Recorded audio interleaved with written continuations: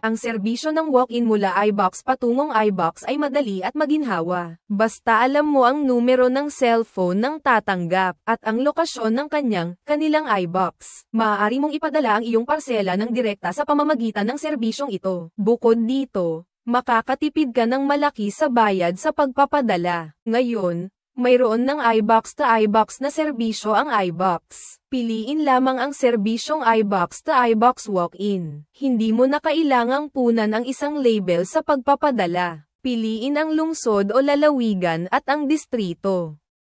Pagkatapos ay piliin ang lokasyon ng iBox ng tatanggap. Ilagay ang numero ng cellphone ng nagpadala at ng tatanggap. Pumili ng paraan ng paghawak sa parselang hindi na ihatid. I-print ang shipping label at idikit ito sa parsela. Sunod, sa pahina ng mga paalala sa pagpapadala, i-click ang sang-ayon. Pumili ng tamang laki ng locker. Pumili ng paraan ng pagbabayad. Ang electronic ticket na iyon ay maaaring gamitin sa pagbabayad ng selyo. Pagkatapos mong magbayad sa selyo ay bubuksan ang locker. Tandaan na isara ang locker pagkatapos ilagay ang iyong postal dito. I-click ang kumpirmahin upang kumpletuhin ang padala. Tandaan na kunin ang resibo. Napakadali ng serbisyo ng walk-in mula iBox patungong iBox.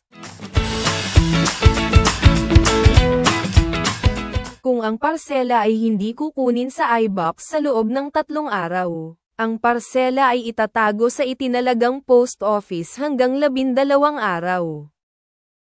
Kunin ang parsela sa post office. Dapat dalhin ng tatanggap ang kanyang ID card, at ang text message bilang patunay ng pagkakakilanlan.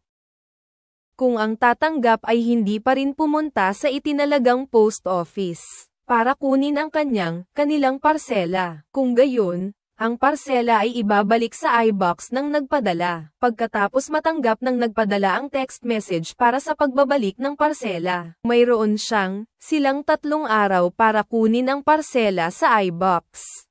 Pakitandaan na ang bayad sa pagbabalik ay dapat bayaran sa pagkuha. Maghanap ng lokasyon ng iBox sa website. Maaari mong hanapin ang iBox na maginhawa para sa tatanggap o sa nagpadala. Piliin ang lungsod o lalawigan at ang distrito ng iBox. Makakahanap ka ng iBox na angkop para sa iyo.